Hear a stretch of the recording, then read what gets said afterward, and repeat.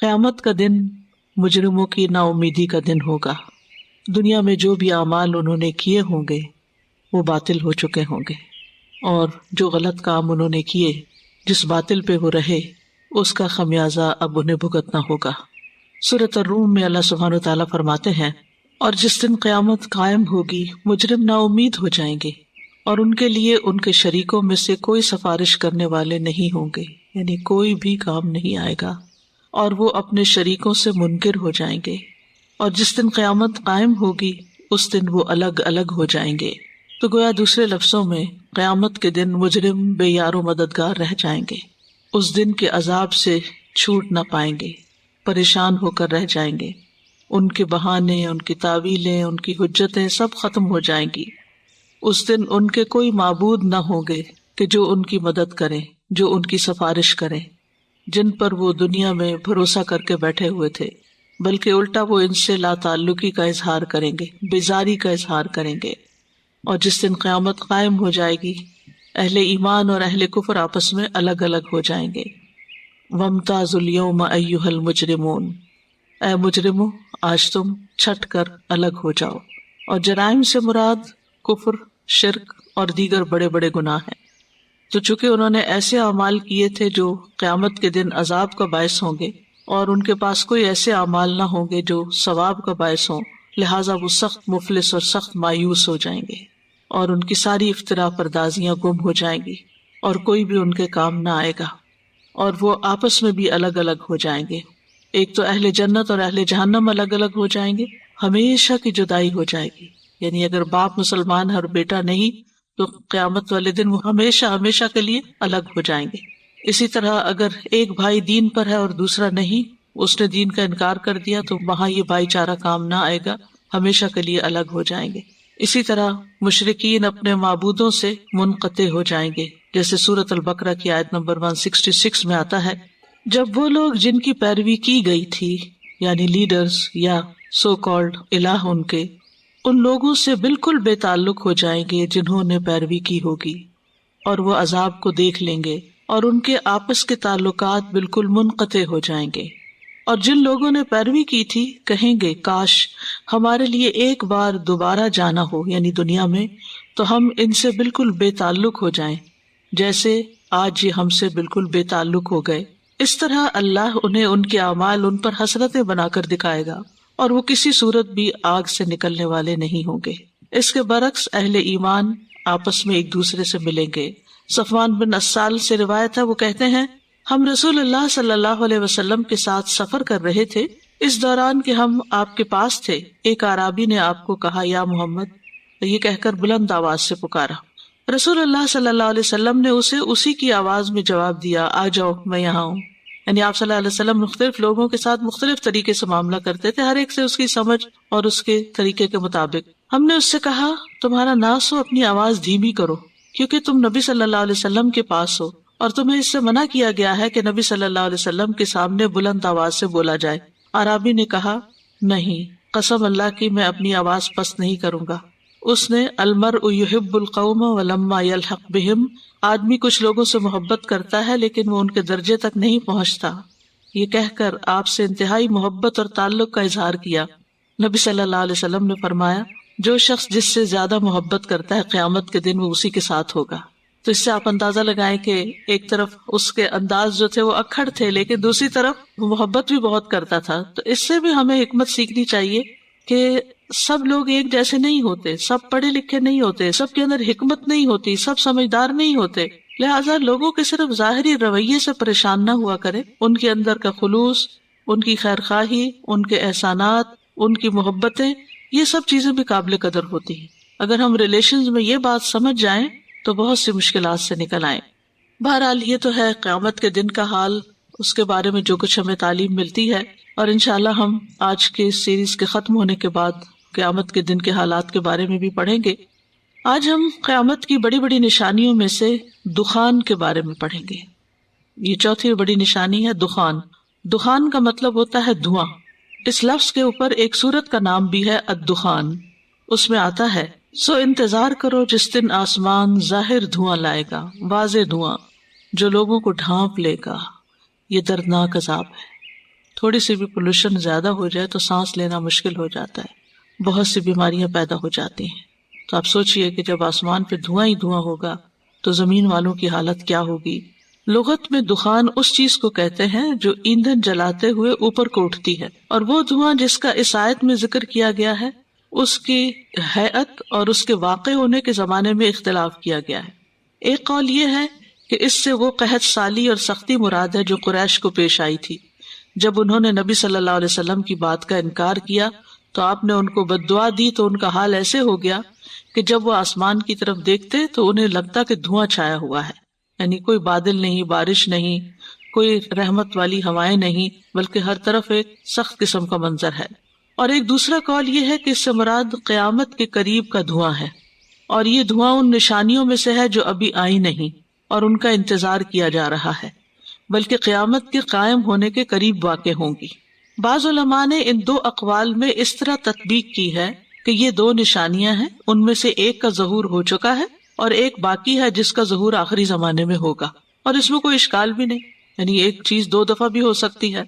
قرطبی جو مفسر ہیں وہ کہتے ہیں کہ مجاہد نے کہا کہ ابن مسعود کہا کرتے تھے اس سے مراد دو دھوئیں ہیں، ایک تو گزر چکا ہے اور جو باقی رہ گیا ہے وہ زمین اور آسمان کے درمیان کی جگہ کو بھر دے گا، یعنی ہر طرف دھواں چھا جائے گا، اور مومن اس سے صرف اتنی ہی تکلیف محسوس کرے گا جتنی زکام میں ہوتی ہے، جبکہ یہ دھواں کافر کے کانوں تک میں سوراخ کر دے گا۔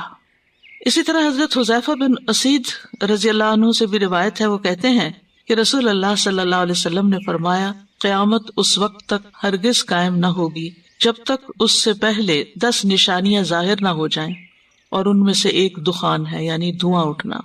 اگر کسی بلڈنگ میں آگ لگ جائے یا کوئی کھیت جل رہا ہو یا کہ فیکٹری کا دھواں بھی آپ دیکھیں، حالانکہ وہ ایک مخصوص جگہ سے ہی اڑ رہا ہوتا ہے، ہر طرف نہیں بھی پھیلتا، لیکن اس کے باوجود اس کے اندر ایک وحشت ہوتی ہے، ایک گھبراہٹ ہوتی ہے۔ اگلی نشانیاں ہیں نمبر 5، 6 اور 7، 3 مقامات سے زمین کا دھنسنا۔ الخسوفات الثلاثہ، خسف کا مطلب ہوتا ہے زمین کا اندر کو سنک ہو جانا، یعنی جو لوگ اس زمین پر ہوں گے 3 جگہوں پر، وہ سب اپنے گھروں، مکانوں، ہر چیز سمیت زمین کے اندر سنک ہونا شروع ہو جائیں گے، زمین ان کو دھنسا کے تباہ کر دے گی۔ تو قیامت کی بڑی علامات میں سے زمین میں 3 مرتبہ دھنسائے جانے کے واقعات کا برپا ہونا ہے۔ یہ اس طرح کے واقعات نہیں جو آج کل بھی ہوتے رہتے ہیں، کہیں نہ کہیں سے ایسی خبریں آ جاتی ہیں کہ کوئی چیز زمین میں دھنس گئی، بلکہ اس کی مقدار بہت بڑی ہوگی، بہت بڑا علاقہ ایسا ہوگا کہ جو زمین میں دھنس جائے گا، اور یہ مشرق میں بھی ہوگا، ایسٹ میں، اور مغرب میں، ویسٹ میں بھی ہوگا، اور جزیرۃ العرب میں بھی ہوگا، یعنی سینٹر میں، جیسا کہ نبی صلی اللہ علیہ وسلم نے اس کی خبر دی ہے۔ حذیفہ بن اسید غفاری رضی اللہ عنہ کہتے ہیں کہ ہم رسول اللہ صلی اللہ علیہ وسلم کے کمرے کے سائے میں بیٹھے باتیں کر رہے تھے کہ ہم نے قیامت کا ذکر کیا اور ہماری آوازیں بلند ہوئیں، تو رسول اللہ صلی اللہ علیہ وسلم نے فرمایا قیامت اس وقت تک ہرگز نہیں آئے گی جب تک کہ اس سے پہلے 10 نشانیاں ظاہر نہ ہوں، جن میں سے ایک 3 جوانب میں زمین کا دھنسایا جانا، ایک مغرب میں، دوسرا مشرق میں، اور تیسرا جزیرۃ العرب میں۔ تو بہرحال یہ ایسی زمین دھنسے گی، ایسا خسف کسی نے دیکھا نہ ہوگا، یعنی زمین کا دھنسنا۔ پھر اسی طرح مدینہ میں زلزلوں کے ذریعے سے ایمان اور نفاق کا امتحان ہوگا، یعنی زلزلے کے ساتھ بھی بعض اوقات زمین پھٹتی ہے اور لوگ گر جاتے ہیں اندر اور دھنس جاتے ہیں، تو یہاں تو بذات خود زمین دھنسے گی اور پھر اس کے ساتھ ساتھ زلزلے بھی ہوں گے، خاص طور پر مدینہ کے زلزلوں کا ذکر آتا ہے۔ انس بن مالک کہتے ہیں کہ نبی صلی اللہ علیہ وسلم نے فرمایا دجال آئے گا اور مدینہ کے ایک کنارے پر قیام کرے گا، وہ ہم نے دجال کے ذکر میں پڑھا تھا کہ جرف کے مقام پر۔ پھر مدینہ 3 مرتبہ کانپے گا، تو ہر کافر اور منافق نکل کر اس کی طرف چلا جائے گا۔ اگرچہ مدینہ میں کافر کو اندر جانے کی اجازت نہیں ہوتی، وہ حرم ہے، صرف مسلم ہی جاتے ہیں، لیکن اگر کوئی چھپ چھپا کے بھی اندر گیا ہو یا کوئی منافقت کی زندگی بسر کر رہا ہو، وہاں رہ کے بھی نہ نماز پڑھے اور نہ دین پر عمل کرے، تو وہ اس زلزلے کے بعد اندر نہیں ٹھہر سکے گا، وہاں سے نکل کے باہر آ جائے گا۔ مسند احمد کی روایت ہے، محجن بن ادرا سے مروی ہے کہ رسول اللہ صلی اللہ علیہ وسلم نے لوگوں کو خطبہ دیتے ہوئے فرمایا یوم الخلاص آنے والا ہے، اور یوم الخلاص کیسا دن ہوگا۔ پھر فرمایا یوم الخلاص آنے والا ہے اور یوم الخلاص کیسا ہوگا، یوم الخلاص آنے والا ہے اور یوم الخلاص کیسا ہوگا۔ آپ نے 3 بار یہ فرمایا۔ آپ سے پوچھا گیا یوم الخلاص سے کیا مراد ہے؟ آپ نے فرمایا دجال آ کر احد پہاڑ پر چڑھ جائے گا اور مدینہ کی طرف دیکھ کر اپنے ساتھیوں سے کہے گا کیا تم یہ سفید محل دیکھ رہے ہو؟ یہ احمد کی مسجد ہے۔ پھر وہ مدینہ کی طرف آئے گا تو اس کے ہر دروازے پر فرشتے کو پائے گا جو تلوار سونتے ہوئے ہوگا، تو وہ جرف کی شور زدہ زمین پر یعنی پتھریلی شوریلی زمین پر اپنا خیمہ لگائے گا، اور مدینہ میں 3 مرتبہ زلزلہ آئے گا جس سے گھبرا کر مدینہ میں کوئی منافق اور فاسق مرد اور عورت ایسا نہیں رہے گا جو اس کے پاس نہ چلا جائے، یعنی وہ مدینہ سے نکل کر دجال کے ساتھ جا ملے گا۔ پس وہ دن یوم الخلاص ہوگا، یعنی چھٹکارے کا دن ہوگا، خلاصی کا دن ہوگا، اور مدینہ بالکل پاک ہو جائے گا منافقوں اور کافروں سے۔ یاد رکھیے یہ جو زمین کا خسف ہے یہ قیامت کے بالکل قریب کے دنوں میں ہوگا۔ قعقاع بن ابو حضرت اسلمی کی بیوی بقیرہ بیان کرتی ہیں کہ میں نے رسول اللہ صلی اللہ علیہ وسلم کو ممبر پر فرماتے ہوئے سنا، اے لوگو جب تم قریب ہی کسی لشکر کے دھنسنے کے بارے میں سنو تو اس کا مطلب یہ ہوگا کہ قیامت سایہ کر چکی ہے، یعنی جو جزیرۃ العرب میں دھنسنے کی بات آتی ہے اس کی وضاحت ایک اور حدیث سے بھی پتہ چلتی ہے کہ ایک لشکر بیدا کے مقام پر زمین میں دھنس جائے گا۔ نمبر 8، دابۃ الارض، قیامت کے قریب ایک جانور کا نکلنا۔ قرآن مجید میں اس کے بارے میں سورۃ النمل میں آتا ہے، اور جب ان پر بات واقع ہو جائے گی تو ہم ان کے لیے زمین سے ایک جانور نکالیں گے، جیسے سمود کی اونٹنی نکلی تھی زمین سے، چٹان سے نکلی تھی۔ تو اللہ تعالیٰ کے لیے کچھ مشکل نہیں، ماضی میں بھی ہو چکا ہے، آئندہ بھی ہوگا۔ قیامت کی نشانیوں میں سے ہے کہ زمین پھٹے گی اور اس کے اندر سے جانور نکلے گا جو ان سے کلام کرے گا، یعنی اسی طرح باتیں کرے گا جیسے انسان باتیں کرتے ہیں کہ یقیناً فلاں فلاں لوگ ہماری آیات پر یقین نہیں رکھتے تھے، یعنی وہ لوگوں کے خلاف گواہی دے گا جن کے اندر ایمان نہیں ہوگا۔ رسول اللہ صلی اللہ علیہ وسلم نے قیامت کی علامات کبریٰ کے بارے میں جو خبر دی ہے ان میں ایک وہ دن ہوگا جب سورج مغرب سے طلوع ہوگا، اور خبردار ایک جانور ہوگا جو کہ لوگوں سے ہم کلام ہوگا، یعنی یہ قریب قریب ہوں گے، اور وہ جانور انتہائی واضح بات کرے گا اور تمہیں ان لوگوں کی خبر دے گا جو اللہ کی نشانیوں پر ایمان نہیں لاتے، اور کافر اور مومن کا فرق کر دے گا، اس طرح کہ مومن کی ناک پر کوئی علامت یا نشانی لگا دے گا، بس اس علامت سے اس کو پہچان لیا جائے گا کہ یہ مومن ہے۔ اور جب یہ جانور لوگوں کی طرف نکل آئے گا تو جو اس سے پہلے ایمان نہیں لایا ہوگا اس کے بعد ایمان لانا فائدہ نہ دے گا، جیسے سورج کے مغرب کی طرف سے طلوع ہونے کے بعد ایمان فائدہ نہ دے گا، اسی طرح اس جانور کے نکلنے کے بعد بھی ایمان لانا فائدہ نہ دے گا۔ صحیح مسلم میں آتا ہے، عبداللہ ابن عمرو رضی اللہ عنہما کہتے ہیں کہ میں نے رسول اللہ صلی اللہ علیہ وسلم کو فرماتے ہوئے سنا، نمودار ہونے والی سب سے پہلی نشانی مغرب سے سورج کا طلوع ہونا ہے، اور دن چڑھے لوگوں کے سامنے زمین کے چوپائے کا نکلنا ہے۔ ان میں سے جو بھی نشانی دوسری سے پہلی ظاہر ہوگی دوسری اس کے بعد جلد نمودار ہو جائے گی، یعنی یہ 2 نشانیاں آپس میں ایک دوسرے کے ساتھ ساتھ ہوں گی، ایک پہلے ایک بعد میں۔ مسند احمد کی روایت میں اس کے نشان لگانے کے بارے میں آتا ہے، ابو امامہ کہتے ہیں نبی صلی اللہ علیہ وسلم نے فرمایا دابۃ الارض کا خروج ہوگا تو وہ لوگوں کے منہ پر نشان لگا دے گا اور وہ اس نشان کے ساتھ ہی زندہ رہیں گے، حتیٰ کہ اگر ایک آدمی کوئی اونٹ خریدے گا اور کوئی شخص اس سے پوچھے گا یہ اونٹ تم نے کس سے خریدا، تو وہ جواب دے گا کہ یہ میں نے اس شخص سے خریدا ہے جس کے منہ پہ نشانی لگی ہوئی ہے، یعنی مسلمان سے خریدا ہے۔ دابۃ الارض کے بارے میں کچھ ضعیف روایات بھی ہیں، ان میں سے ایک کا ذکر سامنے کر دیتی ہوں تاکہ اگر کہیں پڑھے تو آپ کو معلوم ہو کہ یہ روایت ضعیف ہے۔ ابو ہریرہ کہتے ہیں کہ رسول اللہ صلی اللہ علیہ وسلم نے فرمایا دابۃ الارض نکلے گا تو اس کے پاس سلیمان علیہ السلام کی مہر اور موسیٰ علیہ السلام کا عصا ہوگا، یہ جو کہ درست بات نہیں ہے، جس سے مومن کے چہرے پر لکیر کھینچے گا جس سے اس کا چہرہ چمکنے لگے گا، اور کافر کی ناک پر سلیمان علیہ السلام کی مہر لگا دے گا، یہاں تک کہ لوگ ایک دسترخوان پر جمع ہوں گے تو ایک دوسرے کو کافر اور مومن کہہ کے پکاریں گے، لیکن روایت ضعیف ہے اس لیے ہم اس کے اوپر انحصار نہیں کر سکتے۔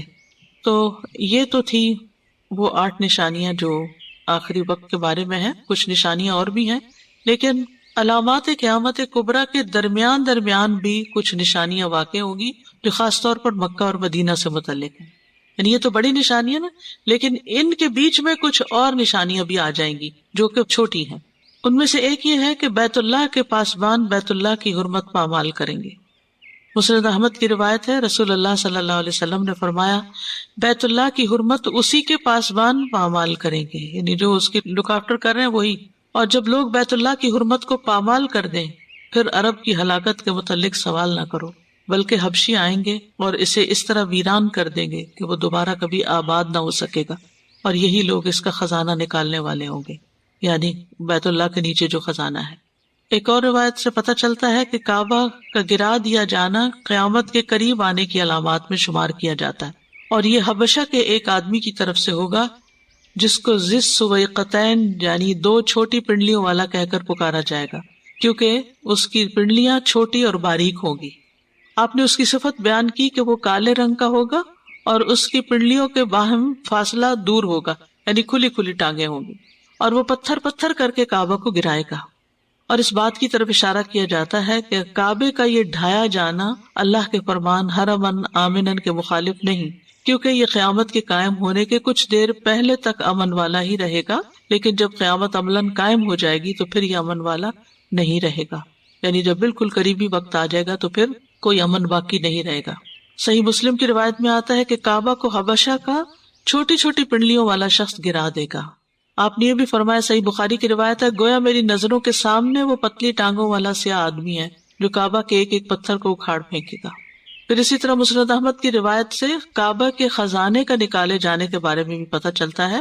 عبداللہ ابن عمر سے روایت ہے، وہ کہتے ہیں میں نے رسول اللہ صلی اللہ علیہ وسلم کو فرماتے ہوئے سنا، کعبہ کو باریک پنڈلیوں والا حبشی خراب کرے گا، وہ اس کا زیور چھین لے گا اور اس کو غلاف سے خالی کر دے گا۔ گویا کہ میں اب بھی اس کو دیکھ رہا ہوں کہ وہ گنجا ہوگا، اس کی پنڈلیاں اندر کو مڑی ہوئی ہوں گی، درمیان میں فاصلہ ہوگا، دونوں پاؤں دور دور ہوں گے، مطلب یہ کہ جسمانی ساخت کے اعتبار سے، شکل و صورت کے اعتبار سے مختلف ہوگا، یا یہ ہے کہ اس کی تخلیق جو ہے وہ دیکھنے میں ناپسندیدہ ہوگی۔ وہ بیت اللہ کو اپنی کسی اور ہتھوڑے سے ڈھائے گا، پھر کعبہ کے نیچے جو مدفون خزانہ ہے وہ بھی نکل آئے گا، اور یہ حبشی جو اوپر سے گرائے گا اس کو، وہ اندر سے وہ خزانہ بھی نکال لے گا۔ اور کہا جاتا ہے کہ اس وقت کوئی لا الہ الا اللہ کہنے والا نہیں ہوگا، قرآن سینوں سے اور صحائف سے اٹھا لیا جائے گا، تو پھر باقی کعبہ کے رہنے کا کوئی فائدہ نہیں جب کوئی حج کرنے والے ہی نہیں، عمرہ کرنے والے ہی نہیں۔ زمین میں نہ اسلام رہے گا، نہ مسلمان، نہ قرآن، نہ ذکر، نہ لا الہ الا اللہ، نہ ہی زمین میں کوئی اللہ کو پہچانتا ہوگا، تو پھر کعبہ باقی بھی رہے تو کیا فائدہ۔ تو اس لیے اللہ اپنے ہی اذن سے ایک حبشی کو اس کی اجازت دے دے گا کہ وہ اٹھا دے۔ یہ بھی روایت میں آتا ہے کہ قیامت کے قریب حج بند ہو جائے گا، ختم ہو جائے گا۔ ابو سعید خدری سے روایت ہے کہ نبی صلی اللہ علیہ وسلم نے فرمایا، اس وقت تک قیامت قائم نہیں ہوگی جب تک بیت اللہ کا حج چھوڑ نہ دیا جائے گا، اور یہ بھی بالکل آخری وقت میں ہوگا کہ جب کوئی مومن باقی نہیں رہے گا۔ مدینہ ویران ہو جائے گا، اور یہ قیامت کی نشانیوں میں سے ہے۔ لوگ مدینہ چھوڑ کر چلے جائیں گے، باوجود اس کے کہ وہاں کی زندگی اور اس کے پھل بہت اچھے ہوں گے، پھر بھی یہ خالی رہ جائے گا، کیونکہ کوئی ایمان والا ہی جو نہیں ہوگا۔ ابو ہریرہ کہتے ہیں کہ میں نے رسول اللہ صلی اللہ علیہ وسلم کو فرماتے ہوئے سنا، تم لوگ مدینہ کو بہتر حالت میں چھوڑ جاؤ گے، پھر وہ ایسا اجاڑ ہو جائے گا کہ وہاں وحشی جانور، درند اور پرند بسنے لگیں گے، اور آخر میں مزینہ کے 2 چرواہے مدینہ آئیں گے تاکہ اپنی بکریوں کو ہانک لے جائیں، لیکن وہاں انہیں صرف وحشی جانور نظر آئیں گے، یہاں تک کہ جب وہ ثنیۃ الوداع پہنچیں گے تو اپنے منہ کے بل گر پڑیں گے۔ بعض لوگ مدینہ چھوڑ کر دوسرے شہروں میں رہنے کو ترجیح دیں گے۔ صحیح مسلم کی روایت ہے، رسول اللہ صلی اللہ علیہ وسلم نے فرمایا، لوگوں پر ایسا زمانہ آئے گا کہ آدمی اپنے چچا زاد بھائیوں اور رشتہ داروں کو بلا کر کہیں گے کہ جس جگہ آسانی اور سہولت ہو اس جگہ چلو، یعنی یہاں سے کہیں اور مائگریٹ کر جاتے ہیں، اور مدینہ ان کے لیے بہتر ہے، کاش کہ وہ لوگ جان لیں۔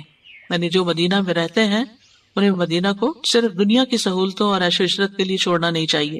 اس ذات کی قسم جس کے ہاتھ میں میری جان ہے، جو بھی مدینہ سے اعراض کرتے ہوئے نکلے گا تو اللہ اس کی جگہ اسے آباد کرے گا، یعنی کسی اور کو لے آئے گا، کوئی اور آ جائے گا جو اس سے بہتر ہوگا۔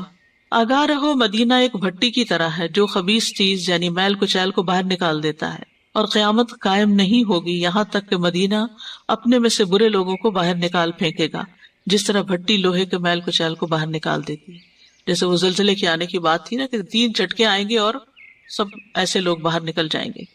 قرآن کا اٹھا لیا جانا، یہاں مراد قرآن کا سطروں اور سینوں سے اٹھا لیا جانا ہے۔ آخری زمانے میں یہ بھی ہوگا کہ قرآن زمین پر باقی نہیں رہے گا، جو حافظ ہوں گے ان کے سینوں سے نکال لیا جائے گا، جو مصحف میں لکھا ہوگا وہ مصائب سے اٹھا لیا جائے گا، یہاں تک کہ ایک آیت بھی باقی نہیں رہے گی۔ اور یہ قرب قیامت کی علامات میں سے ہے، جیسا کہ نبی صلی اللہ علیہ وسلم نے فرمایا۔ حذیفہ بن یمان سے روایت ہے کہ رسول اللہ صلی اللہ علیہ وسلم نے فرمایا، اسلام اس طرح محو ہو جائے گا جس طرح کپڑے کے نقوش مٹ جاتے ہیں. جیسے کڑھائی والی کپڑے ہوتے ہیں نا تو بہت دھل دھل کے تو اوپر سے اس کے دھاگے اتر جاتے ہیں تو وہ صاف ہو جاتے ہیں. حتیٰ کہ لوگوں کو یہ بھی معلوم نہیں رہے گا کہ روزے کیا ہوتے ہیں، نماز یا قربانی یا صدقہ کیا ہوتا ہے. یعنی لوگ اس قدر جاہل ہو جائیں گے. اللہ کی کتاب کو ایک ہی رات میں اٹھا لیا جائے گا اور زمین میں اس کی ایک آیت بھی نہیں رہے گی. لوگوں میں کچھ بوڑھے مرد اور عورتیں رہ جائیں گی جو کہیں گے ہم نے اپنے بزرگوں کو لا الہ الا اللہ کہتے دیکھا تھا.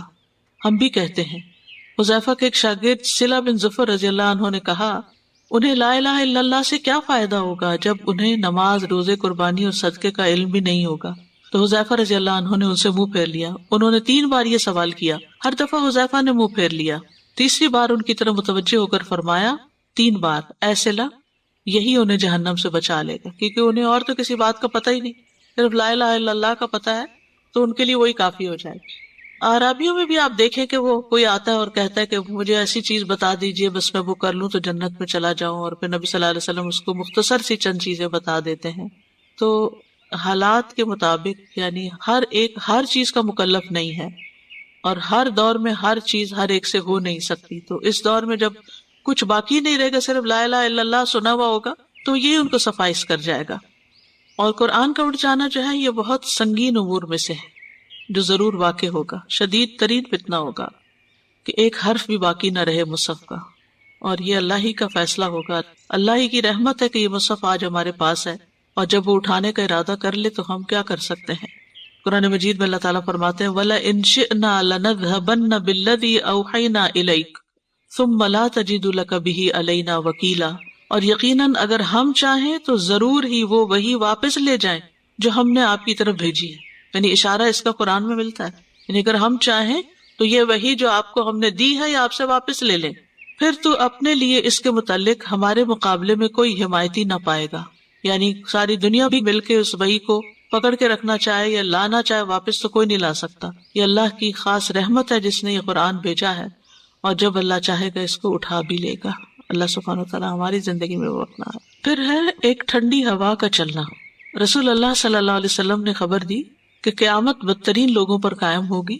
ان میں سے مومنوں کو اللہ قیامت کی ہولناکیوں سے نجات دے گا، اور یہ اس صورت میں ہوگا کہ اللہ ایک انتہائی خوشگوار اور پاکیزہ ہوا بھیجے گا جو ان کی روحوں کو قبض کر لے گی، اور زمین پر کوئی ایک ایسا نہیں ہوگا جس میں ایک ذرہ برابر ایمان موجود ہو. یعنی بالکل قیامت آنے سے پہلے اہل ایمان سارے فوت ہو جائیں گے. پھر ہے شام کی جانب سے ہوا کا چلنا. صحیح مسلم کی روایت میں ہے، عبداللہ ابن عمر رضی اللہ عنہ سے روایت ہے کہ رسول اللہ صلی اللہ علیہ وسلم نے فرمایا پھر اللہ شام کی طرف سے ایک ٹھنڈی ہوا چلائے گا تو روئے زمین پر ایک بھی ایسا آدمی نہیں رہے گا جس کے دل میں ذرہ برابر بھلائی یا ایمان ہوگا، مگر وہ ہوا اس کی روح قبض کر لے گی. یہاں تک کہ اگر تم میں سے کوئی شخص پہاڑ کے جگر میں گھس جائے گا تو وہ ہوا وہاں بھی داخل ہو جائے گی یہاں تک کہ اس کی روح قبض کر لے گی. پھر یمن کی جانب سے ہوا چلنا. ایک اور روایت میں آپ سے وارد ہے کہ یہ ہوا یمن کی جانب سے آئے گی. ہو سکتا ہے مختلف علاقوں میں چلے مختلف لوگوں کے لیے. صحیح مسلم کی روایت ہے، رسول اللہ صلی اللہ علیہ وسلم نے فرمایا بے شک اللہ یمن سے ایک ہوا بھیجے گا جو ریشم سے زیادہ نرم ہوگی، اور کسی ایسے شخص کو نہ چھوڑے گی جس کے دل میں ایک دانے کے برابر یا ایک ذرے کے برابر ایمان ہوگا مگر اس کی روح قبض کر لے گی. یعنی ایمان چاہے تھوڑا سا بھی ہو فائدہ مند ہے. تو اب یہ 2 جانب سے ہواؤں کے چلنے کا ذکر ہے، تو یہ ممکن ہے کہ 2 ہوائیں ہوں، ایک ادھر سے چلے ایک ادھر سے چلے، اور یہ بھی ہے کہ ایک طرف سے چلے اور دوسری طرف پہنچ جائے تو وہ ان کی ہوا بن جائے دوسری طرف پہنچ کر. اب ہمارے پاس جو ہوا آتی ہے تو ہمیں تو نہیں پتا ہوتا یہ کس علاقے سے آ رہی ہے. پھر اسی طرح صحیح مسلم کی روایت میں آتا ہے بدترین لوگوں پر قیامت قائم ہوگی. پھر اللہ شام کی طرف سے ایک ٹھنڈی ہوا چلائے گا تو روئے زمین پر ایک بھی آدمی نہیں رہے گا جس کے دل میں ذرا برابر بھلائی یا ایمان ہو مگر وہ اس کی روح قبض کر لے گی. یہاں تک کہ تم میں سے کوئی پہاڑ کے جگر میں گھس جائے تو وہاں بھی وہ داخل ہو جائے گی اور روح قبض کر لے گی. انہوں نے کہا یہ بات میں نے رسول اللہ صلی اللہ علیہ وسلم سے سنی. آپ نے فرمایا پرندوں جیسا ہلکا پن اور درندوں جیسی عقلیں رکھنے والے بدترین لوگ باقی رہ جائیں گے. نہ اچھائی کو اچھا سمجھیں گے نہ برائی کو برا جانیں گے. شیطان کوئی شکل اختیار کر کے ان کے پاس آئے گا اور کہے گا کیا تم میری بات پر عمل نہیں کرو گے؟ تو وہ کہیں گے تو ہمیں کیا حکم دیتا ہے؟ وہ انہیں بت پوجنے کا حکم دے گا اور وہ اسی حالت میں رہیں گے. ان کا رزق اترتا ہوگا، ان کی معیشت بھی بہت اچھی ہوگی، یعنی ویسے خوشحال لوگ ہوں گے تو ان کو کوئی فکر نہیں ہوگی. لیکن ساتھ ہی یہ ہے کہ شیطان کی پیروی بھی کر رہے ہوں گے اور بے وقوف قسم کے لوگ ہوں گے۔ پھر سور پھونکا جائے گا، جو بھی اسے سنے گا وہ گردن کی ایک جانب کو جھک جائے گا اور دوسری جانب کو اونچا کرے گا، یعنی گردنیں ٹیڑھی ہو جائیں گی۔ جیسے نیند آتی ہے نا تو کیسے ہوتا ہے، ایک طرف جھک جاتا ہے انسان۔ سب سے پہلا شخص جو اسے سنے گا وہ اپنے اونٹوں کے حوض کی لپائی کر رہا ہوگا، وہ پچھاڑ کھا کر گر جائے گا اور دوسرے لوگ بھی گر گر کر مر جائیں گے۔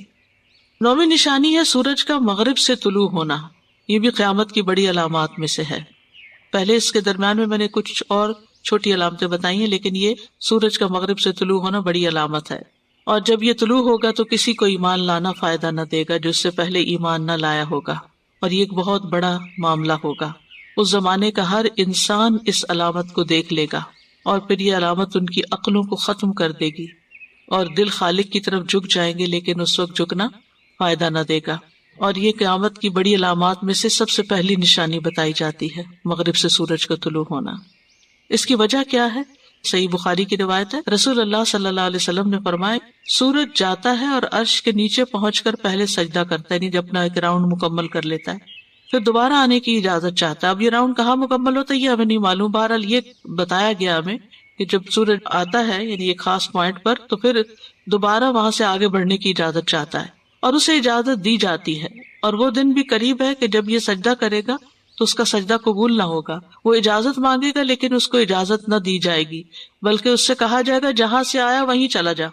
چنانچہ اس دن وہ مغرب ہی سے نکلے گا۔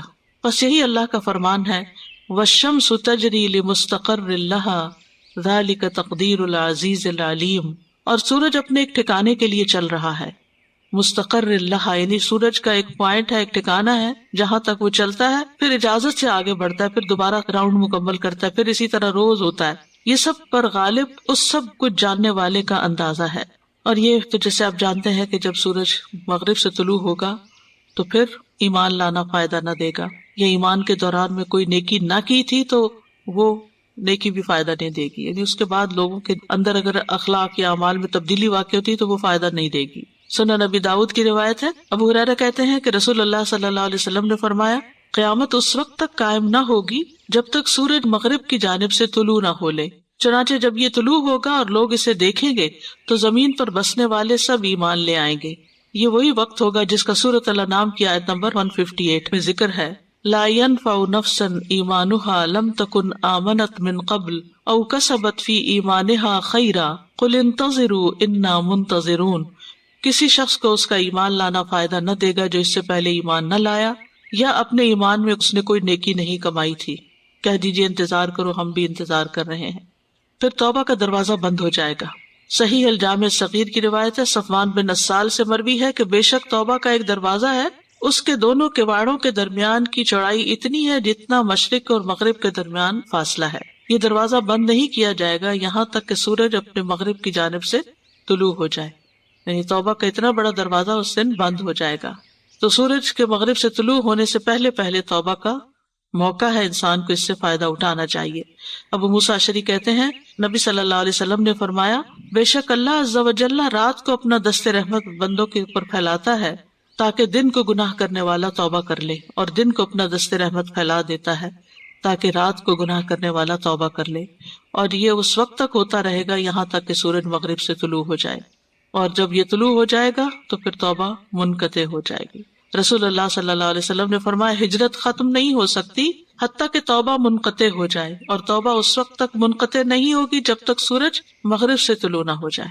یعنی اگر کوئی شخص ایک علاقے سے دوسرے علاقے میں دین کی خاطر مائیگریٹ کرتا ہے تو وہ ہجرت کنسیڈر ہوگی اس کی، یعنی ہجرت کا ثواب باقی ہے۔ ہجرت ایک نیک عمل ہے، اللہ کی خاطر علاقہ چھوڑنا یا کوئی ماحول چھوڑ دینا یا کچھ بھی چھوڑ دینا بڑے معنوں میں، تو جو اللہ کی خاطر کسی چیز کو چھوڑے گا اس کا اجر اس کو ملے گا حتیٰ کہ یہ وقت آ جائے۔ یہ نمبر 10 اور آخری علامت ہے، ایک آگ کا لوگوں کو حشر کے میدان میں اکٹھا کرنا، آگ کا نمودار ہونا۔ علماء اس پر متفق ہیں کہ قیامت کی بڑی علامات میں سے سب سے آخری نشانی آگ کا خروج ہے، اور نبی صلی اللہ علیہ وسلم کی حدیث سے یہ سمجھ آتا ہے کہ یہ آگ شام کے ایک ملک یمن سے ظاہر ہوگی اور لوگوں کو ان کے محشر کی جگہ کی طرف ہانک لے جائے گی۔ اس آگ کا مقصد لوگوں کو جھلسانا نہیں ہوگا، جلانا نہیں ہوگا، اس کا مقصد لوگوں کو حشر کی طرف اکٹھا کرنا ہوگا، اور یہ رات اور دن ان کے ساتھ لازم ہوگی، یعنی ساتھ ہی رہے گی، ساتھ رات گزارے گی، ساتھ کوچ کرے گی، اس طرح ساتھ رہے گی یہاں تک کہ ان کو شام تک پہنچا دے گی، یعنی ملک شام تک. اور یہ رسول اللہ صلی اللہ علیہ وسلم کے فرمان میں وارد ہوا ہے. حضرت انس روایت کرتے ہیں کہ عبداللہ بن سلام کو نبی صلی اللہ علیہ وسلم کے مدینہ آنے کی جب خبر ملی تو وہ آپ کی خدمت میں حاضر ہوئے اور عرض کیا، میں آپ سے 3 سوال کرنا چاہتا ہوں، انہیں نبی کے علاوہ کوئی نہیں جانتا. قیامت کی سب سے پہلی نشانی کیا ہے، یعنی قیامت کے دن کے آنے کی؟ تو آپ نے فرمایا آگ ہے جو لوگوں کو مشرق سے مغرب کی طرف لے جائے گی. مقام حضر موت کے سمندر سے آگ کا نکلنا. اور ابن عمر کہتے ہیں کہ رسول اللہ صلی اللہ علیہ وسلم نے فرمایا قیامت کے قریب حضر موت کے سمندر سے آگ نکلے گی اور لوگوں کو ہانک لے جائے گی. ہم نے پوچھا یا رسول اللہ پھر اس وقت ہمارے لیے کیا حکم ہے؟ آپ نے فرمایا ملک شام کو اپنے لیے لازم کر لینا، یعنی وہیں چلے جانا. ابو ہریرہ رضی اللہ عنہ کہتے ہیں کہ نبی صلی اللہ علیہ وسلم نے فرمایا قیامت کے دن لوگوں کا حشر 3 فرقوں میں ہوگا، یعنی 3 کیٹیگریز بن جائیں گی. ایک یہ کہ لوگ رغبت کرنے اور ڈرنے والے ہوں گے، ٹھیک ہے، راغبین راہبین. دوسرا یہ کہ ایک اونٹ پر 2 آدمی سوار ہوں گے، کسی پر 3، کسی پر 4، کسی پر 10. تیسرا یہ کہ باقی ماندہ لوگوں کو آگ جمع کرے گی جن کے پاس سواریاں نہیں ہوں گی. جب قیلولہ کریں گے آگ بھی ان کے ساتھ ٹھہرے گی، جب رات گزاریں گے آگ بھی ان کے ساتھ رات گزارے گی، جب وہ صبح کریں گے تو آگ بھی صبح کے وقت موجود ہوگی، نیز جب وہ شام کریں گے تو آگ بھی ان کے ساتھ شام کے وقت موجود ہوگی، اور پھر سب کو وہاں سے نکال کے حشر کے میدان میں اکٹھا کر دے گی. انشاءاللہ اس کے بعد ہم یوم الحشر قیامت کے دن کے حالات کے بارے میں پڑھیں گے، اور پھر اختتام اس کا جنت یا جہنم پر ہوگا. مختلف حالات ہوں گے، یہ بھی ایک سیریز ہے، اور نیکسٹ ویک سے ہی ہم اسی ٹائم پر شروع کریں گے اس کو. اللہ کے اذن سے اللہ تعالیٰ اس کو بھی مکمل کروا دے. بہرحال قیامت کی نشانیاں جو ہیں وہ آج یہاں مکمل ہو گئی ہیں. اللہ تعالیٰ سے دعا ہے کہ اللہ تعالیٰ ہم سب سے اس کو قبول فرمائے. وآخر دعوانا ان الحمد للہ رب العالمین. سبحانک اللہم وبحمدک اشہد ان لا الہ الا انت استغفرک واتوب الیک. السلام علیکم ورحمۃ اللہ وبرکاتہ.